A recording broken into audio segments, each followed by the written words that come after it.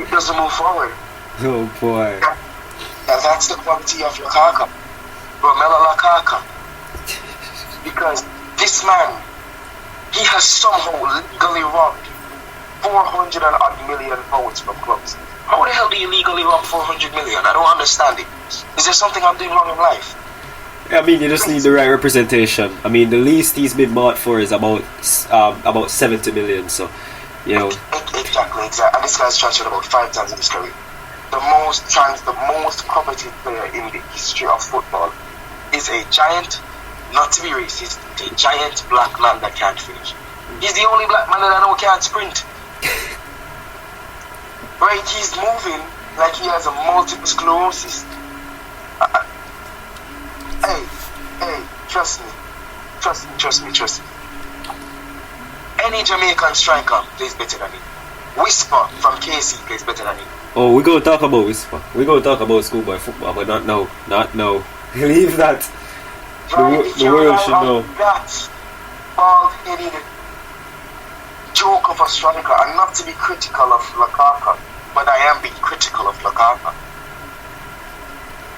This is not a rant, okay? For the viewers who will be listening, this is not a rant.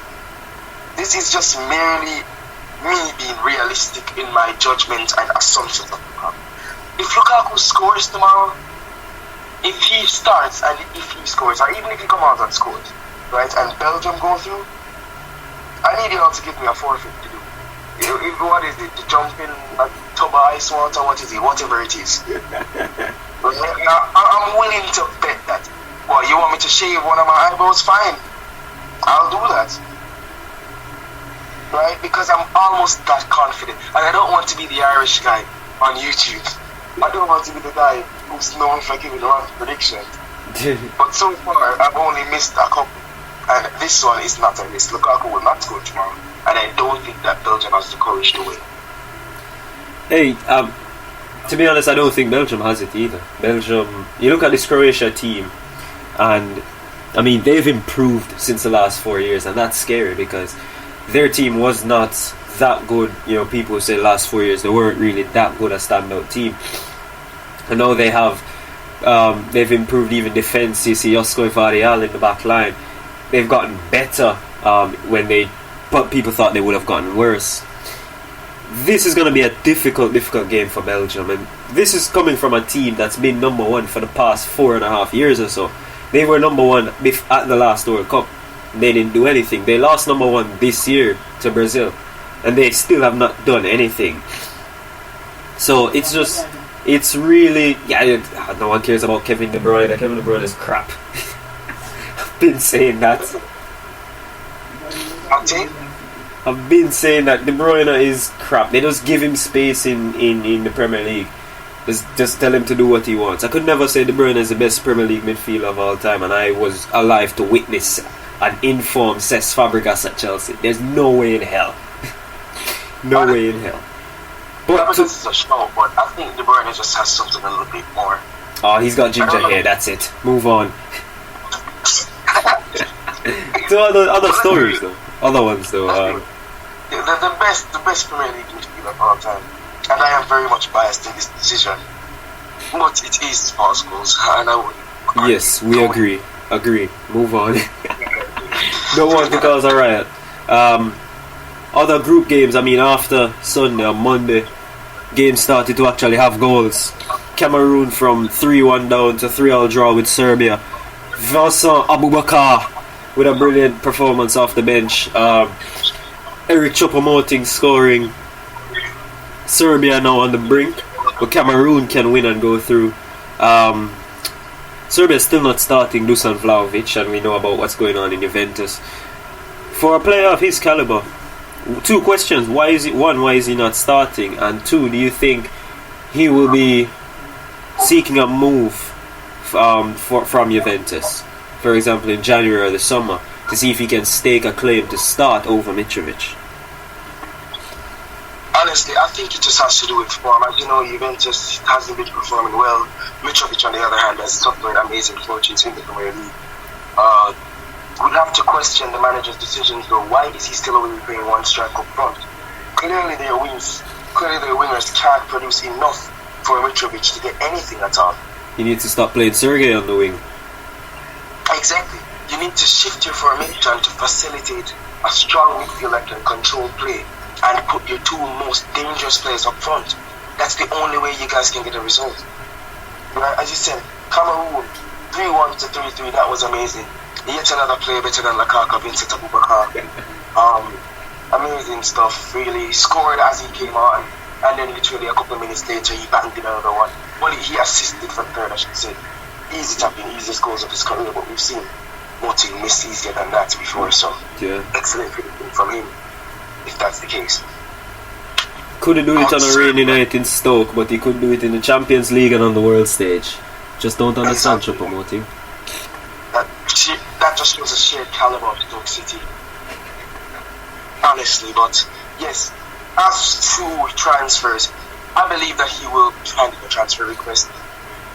I believe that a lot of clubs are after him. He's one of the most sought after young strikers in the world at the moment. Right? The likes of, maybe just to put a finger on it, Chelsea, Arsenal, Manchester, well, not Manchester City, or I don't think United either, because United has set their eyes on him. But you get the point. A lot of clubs and a lot of teams may be willing to fork £70 million to pay for him. And I think it's just the Serbian manager not rating him as highly as Mitrovic. Right, similarly to the Moroccan incident with Hakim Ziyech. It's just him and the manager may not see eye to eye. Or maybe it could be just him protecting him.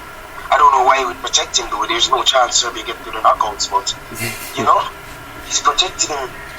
And I honestly can't wrap my head around it. It's like having Messi on the bench and starting Dybala. It just doesn't make any sense.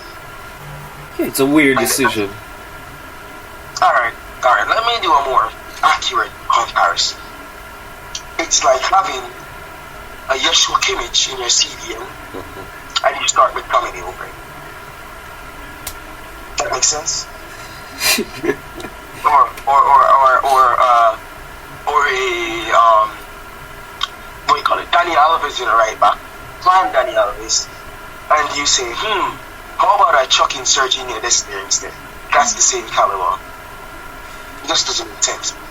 Boy, Saf, you on one today, man. I haven't brought up anything about food yet, though, so I don't know what you're talking about. No, you're on one with those, man. You're on one with those. But you know, we can't dwell on Serbia. They're usually good teams. Maybe they will have a change in fortunes come the 2nd of December, come Friday. But we'll just wait and see with that one. Other games, and you know, our neighbors up top, America, they won yesterday, beating Iran. I think, you know, some said there should have been a penalty at the end on Carter Vickers. I said Iran should have just buried the game from earlier. Christian Pulisic scored. Christian Pulisic injured. Just the story of his life. Senegal eliminated Ecuador, and Cody Gakpo scoring again, putting $5 million more on his transfer fee. Thoughts on yesterday's action? Alright, so the Senegal-Ecuador game first. It's sad. It's honestly sad to see. It's so sad to see Ecuador go. But I think it would be even sadder to see the African champions go on to the group stages. So I believe it was maybe the best course of action there.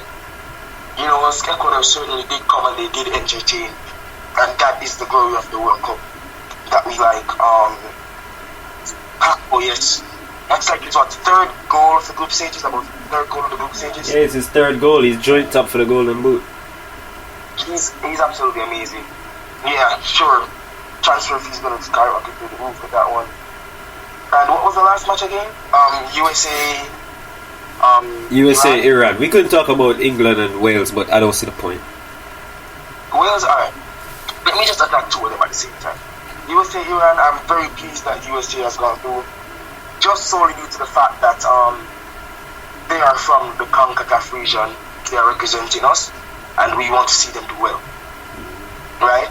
Secondly, they had the LeBron James of soccer squad, so there's no way they could lose. There's absolutely no way they could lose, right?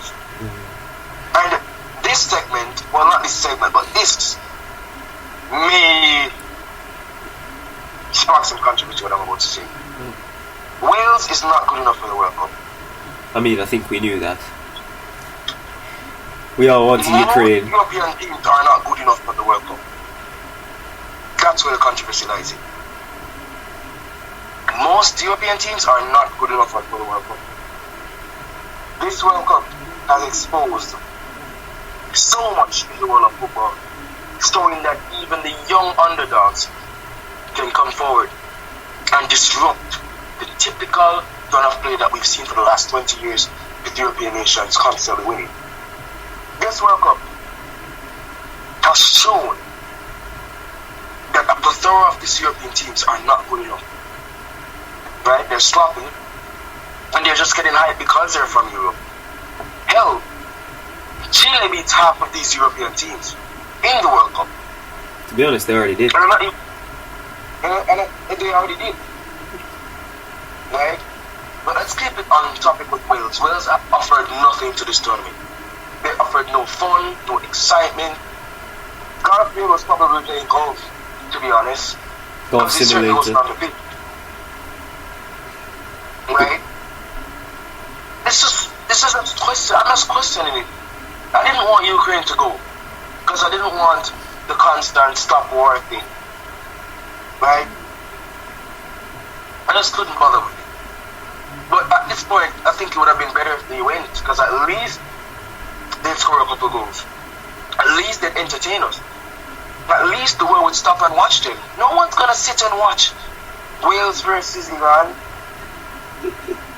No one's gonna sit and watch Wales versus the United States of America except for American fans. Right? And I honestly just think that Wales, it was a good decision for them not to qualify for the last how long World Cup? How long now? Like about 54 years. Yeah, it was honestly a good decision, and I hope 54 more years you guys have to wait because you guys offered nothing. Qatar offered more than you. Yeah, I mean, you know how bad that is. Qatar offered more than you to the competition. Yeah. Tragic stuff from Wales. I mean, Wales, remember, it wasn't long time ago that the entire team, barring Gareth Bale and Aaron Ramsey, was playing in the championship. So you know the caliber of those players on the team. They're newly Premier League, some in Liga, some in top divisions elsewhere. They're new to that. I mean, Joe Allen is still in the midfield, for Christ's sake. But certain things you have to move on from. Wales, yeah, they may be at the next World Cup. It's going to be 48 teams. There will be more spaces. England, we have to talk about them. You know, it was expected to win. Rashford scoring 2 goals. Horrible night. I mean, Foden scoring. Rashford, everyone thinks he's back. He's joint up with, I think it's with Mbappe and Hakpo for the golden boot. I know Enner Valencia is out, but he's still on 3 goals. How far does this England team go now? They've won the group. They're going to play Senegal in the next round. How far do they go? No. Honestly, I think this England team can go pretty far. I think they can reciprocate the fortunes. Perhaps, maybe, even beating the fortunes of that at the 2018 World Cup. Perhaps even going all the way to the finals. But to keep it realistic, to the bottle jobs that they are, I'm saying they're going to go to the quarterfinals and lose on penalties. Yeah, penalties. If they lose on penalties, then you're going to see every newspaper asking why was Ivan Toney not there. Exactly. But that's just typical of the English media. They're always kicking themselves when they don't. Yep, that's England for you. Great place to live. Exactly, great place. Great place to live. And okay, so 2 games on now. Australia, Denmark 0-0 in the second half. Same with Tunisia and France. We know France are through. It's between Denmark and Australia for who does take the second place. I know Tunisia still have a chance if they win, but it's between Denmark and Australia from now on if Tunisia don't get a goal. Can France repeat? Can they do that? At this point, there's no reason for me to say no. They've been really comfortable. They've played really well. Of course, they haven't played any giant teams yet, but just the way that they've dominated the